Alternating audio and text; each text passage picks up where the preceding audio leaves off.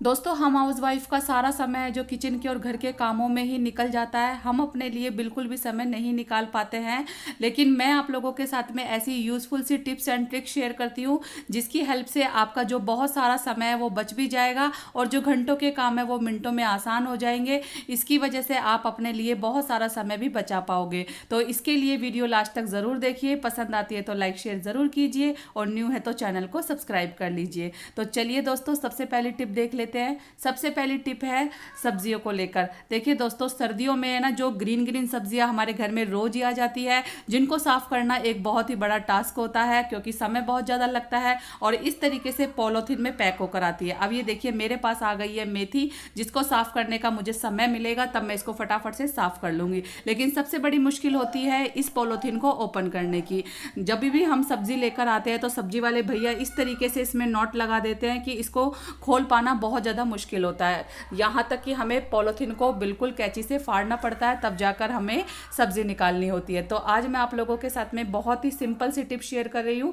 बस आपको लेना है एक फोग यानी कांटे वाली चम्मच ले लीजिए और इस तरीके से नॉट को थोड़ा सा खींच लीजिए इससे, और आपकी जो पॉलीथीन की नॉट है बहुत ही आसानी से खुल जाएगी। तो है ना बहुत ही यूनिक सी टिप, क्योंकि हर लेडीज़ को हर समय किचन में ये वाला जो काम है वो करना होता है, जिसकी वजह से हम है ना जल्दबाजी की वजह से पॉलीथीन का नुकसान कर देते हैं और हमारी पॉलीथीन वेस्ट हो जाती है। यानी हमसे नॉट खुलती नहीं है और इसकी वजह से हम इसकी मतलब फाड़ देते हैं, पॉलीथीन को बिल्कुल वो कर देते हैं, ख़राब कर देते हैं। तो आप क्या कीजिए, बस सिंपल सा आप एक फोग रखिए और इस तरीके से है ना पुश करते हुए, थोड़ा सा खींचते हुए इसको निकाल लीजिए और देखिए आसानी से जो आपकी पॉलीथीन की नॉट खुल जाएगी और बहुत आपकी जो पॉलीथीन है वो बिल्कुल सेफ भी रहेगी। तो है ना बहुत ही अच्छी सी टिप। आई होप आपको पसंद आई होगी। पसंद आए तो लाइक शेयर ज़रूर कीजिए। तो चलिए दोस्तों, इस तरीके की टिप दूसरी भी देख लेते हैं। दूसरी टिप है दोस्तों मेटल की चूड़ी को लेकर। चाहे कांच की भी ले सकते हो, लेकिन आपको मैं प्रेफर करूंगी कि मेटल की लीजिए, क्योंकि कांच की चूड़ी के टूटने का डर होता है। तो यहाँ पर जो पहनते नहीं हो आप, ख़राब हो गई है आपकी मेटल की चूड़ी, उसी का आपको यूज़ करना है। तो देखिए चेन बाई चेन आप इसको बना लीजिए। ये आपका ज़ीरो कॉस्ट ऑर्गेनाइज़र बन जाएगा, जो कि किचन में बहुत ज़्यादा काम आएगा। तो यहाँ पर देखिए मैंने पहले से ही बना के रखा हुआ था, 5 चूड़ियों की मैंने चेन बना ली है। अब आपको मैं बता रही हूँ कि इस तरीके से आप है ना टेप का यूज़ करते हुए इसको चिपकाते जाइएगा। जितनी लंबी चेन आपको चाहिए उसी के हिसाब से आप चूड़ियाँ ले लीजिए। तो ये 5 चूड़ियों का मेरा बहुत ही बढ़िया सा ऑर्गेनाइज़र बन गया है, जिससे कि हमारे पैसे भी वेस्ट नहीं हुए, बहुत सारे पैसे हम बचा भी लेते हैं। लेडीज़ों का काम होता है घर की सेविंग करना, और अगर हम इन यूनिक टिप्स और ट्रिक्स के साथ अपने घर को चलाएं ना, तो हमारी बहुत सारी बचत भी होती है, हमारे पैसे खर्च नहीं होते, बल्कि हम घर के जुगाड़ करके ही अपने घर को सुंदर सा ऑर्गेनाइज कर सकते हैं। तो यहाँ पर देखिए ये बन गया है मेरा बहुत ही बढ़िया सा ऑर्गेनाइज़र। तो चलिए इसको यूज़ करना भी देख लेते हैं, कितनी अच्छी तरीके से ये यूज़ हो जाता है। तो इसको मैंने किचन में हैंग किया है। तो किचन में जहाँ पर भी कील लगी हो वहाँ पर इसको हैंग कर दीजिए। जितने भी आपके चम्मच है, झर है, पलटा है, या फिर इस तरीके से जो विक्सर है, मतलब जो हम दही फेंटते हैं वो है, तो उसको आप ले लीजिए और इस तरीके से चेन में लगाते जाइए। तो देखिए देखने में भी अच्छा लग रहा है और बहुत सारे आइटम इसमें हैंग हो जाएंगे। तो आपको कैसा लगा ये ज़रूर बताइएगा। अगर आपको भी पसंद आ रहा है तो आप भी अपनी पुरानी मेटल की चूड़ियों का यूज़ करके इस तरीके के किचन के ऑर्गेनाइज़र बना लीजिए। तो चलिए बढ़ते हैं दोस्तों नेक्स्ट टिप की तरफ। अगर वीडियो पसंद आए तो लाइक शेयर ज़रूर कीजिएगा और न्यू है तो चैनल को सब्सक्राइब कर लीजिए। तो नेक्स्ट टिप है मेरी टूथब्रश को लेकर। देखिए दोस्तों, सफ़र में जब हम जाते हैं तो हम अपने बच्चों की और अपने टूथब्रश लेकर जाते हैं, लेकिन क्या होता है ना कि हम ब्रश करते हुए जल्दबाजी में इनको ऐसे ही ब्रश करके गीला ही अपने पर्स में या बैग में रख लेते हैं, जिसकी वजह से इनमें बहुत सारे बैक्टीरियाज हो जाते हैं, जर्म्स आ जाते हैं, जिनकी वजह से हमारे दांतों में बहुत ज़्यादा पेन होने लग जाता है, दांत खराब हो जाते हैं, क्योंकि इनको ड्राई करना भी बहुत ज़्यादा ज़रूरी होता है। घर पे तो हम इनका यूज़ करते हैं तो ये घर पे ड्राई हो जाती है, लेकिन सफ़र में लेकर जाते हैं ना तो बहुत मुश्किल आती है, क्योंकि जैसे ही ब्रश करते हैं नहा धोकर हम इसको बैग में ऐसे ही गीली को ही डाल देते हैं। तो आप जब भी सफ़र में टूथब्रश लेकर जाओ तो उसके साथ आप चिमटी ज़रूर लेकर जाइए। जैसे ही आप ब्रश करके निकलो ना, तभी आप चिमटी को इस तरीके से ब्रश के ऊपर लगा दीजिए। तो इससे जितने देर आप है ना तैयार होने में लगाओगे या बैक पैक करने में लगाओगे, उतने में ही आपका जो ब्रश है बहुत अच्छे से ड्राई हो जाएगा, जिसमें कोई बैक्टीरियाज नहीं होंगे, कोई जर्म्स नहीं होगा, और ना ही किसी चीज़ का हमें डर होगा कि हमारे दांतों में इस तरीके की प्रॉब्लम हो सकती है। तो देखिए कितना अच्छा जुगाड़ है ना ये, बस खाली चिमटी से ही मैंने ब्रश का होल्डर बना दिया है। इससे आपकी जो ब्रश है बहुत ही आसानी से सूख जाएगी। जब ये सूख जाए तो आप इनको अपने पर्स में डाल लीजिए और फिर बस आपकी टेंशन ख़त्म। तो है ना मस्त आइडिया, आपको कैसा लगा ज़रूर बताइए। बढ़ते हैं दोस्तों नेक्स्ट की तरफ। नेक्स्ट है दियों को लेकर। दिवाली के जो जले हुए दिए हैं ना, ये हमारे घर में बहुत ही ज़्यादा यूज़फुल तरीके से हम इनको यूज़ कर सकते हैं।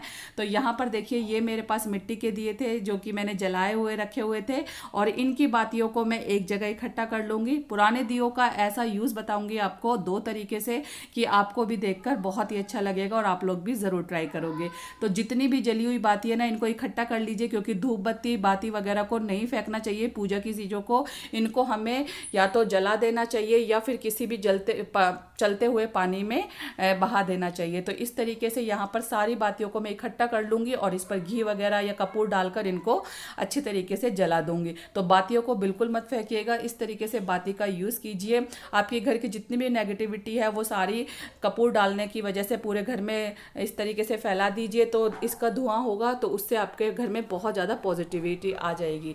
तो इस तरीके से बाती का यूज़ कीजिए। सबसे पहले तो आपको यूज़ करना है, आपको क्या करना है, अच्छे से इनको दियों को वॉश कर लीजिए, बेकिंग सोडा सरफ वगैरह डाल के गर्म पानी में अच्छे से साफ़ कर लीजिए और फिर इनका यूज़ कीजिए। तो इनको मैं बाद में साफ़ करूँगी, पहले जिसका मुझे यूज़ करना था वही दिया मैंने अच्छे से क्लीन कर लिया है और अब इसको मैं गैस पे रख दूँगी। तो देखिए गैस पर इसको बहुत अच्छे से पका लीजिए, यानी बहुत बढ़िया तरीके से गरम कर लीजिए। गरम करने के बाद ये बिल्कुल लाल हो गया है। अब इसको गरम करने के बाद गैस को फ्लेम को बंद कर दीजिए और देखिए चाय में डाल दीजिए, उबलती हुई चाय में इसको दिए को डाल दीजिए। देखिए कितना बढ़िया सा इसका कलर भी आ जाएगा और ये तंदूरी चाय यानी कुल्हड़ वाली चाय आपकी मिनटों में तैयार हो जाएगी। होटल पर जाकर हम ये चाय पीने को एंजॉय करते हैं, लेकिन घर पर ही सर्दियों में इस चाय को एंजॉय कीजिए, आपको मज़ा आ जाएगा, कुल्हड़ जैसा स्वाद आएगा, क्योंकि मिट्टी के बर्तनों में खाना और चाय पीना बहुत ही ज़्यादा सबको पसंद आता है। तो ये आपकी झटपट से कुल्हड़ वाली चाय बन जाएगी। इस तरीके से आप दियों का यूज़ कर सकते हो कुल्हड़ वाली चाय की तरह। सर्दियाँ बहुत ज़्यादा पड़ने वाली है और पड़ गई हैं, तो आप है ना गरम गरम चाय पीजिए, बिल्कुल यूनिक तरीके से कुल्हड़ की चाय घर पर ही बनाइए और अपनी फैमिली और बच्चों के साथ मिलकर एंजॉय कीजिए। तो यहाँ पर मेरी चाय देखिए बन गई है, एकदम गर्मा गर्म कुल्हड़ वाली चाय। आपको भी पीना है तो आप भी आ जाइए और या फिर घर पे ज़रूर ट्राई कीजिए। तो है ना बहुत ही मस्त आइडिया। चलिए दूसरा आइडिया भी देख लेते हैं। दूसरा आइडिया है तवे को लेकर। देखिए दोस्तों मैंने पराठे बनाए थे, सर्दियों में पराठे तो बनते ही है, सुबह शाम बच्चों की डिमांड होती है। तो तवे का जो हाल है ये इस तरीके से हो जाता है, यानी पूरा तवा जल जाता है। और मेरा तवा काफ़ी ज़्यादा पुराना है, लेकिन मैं इसको ख़राब समझकर नहीं फेंकती हूँ या कबाड़ में नहीं बेचती हूँ, क्योंकि ये काफ़ी ज़्यादा पुराना होने के साथ साथ काफ़ी ज़्यादा मोटा भी है, मजबूत भी है। तो ये इसका हैंडल ख़राब हो गया था, लेकिन मैंने जुगाड़ करके इसको काम में ले रखा है। तो ये देखिए इसका मैं तरीका बताऊंगी आपको साफ़ करने का। बहुत ही आसान तरीके से आपका तवा है ना झटपट से साफ़ हो जाएगा, बिल्कुल न्यू जैसा।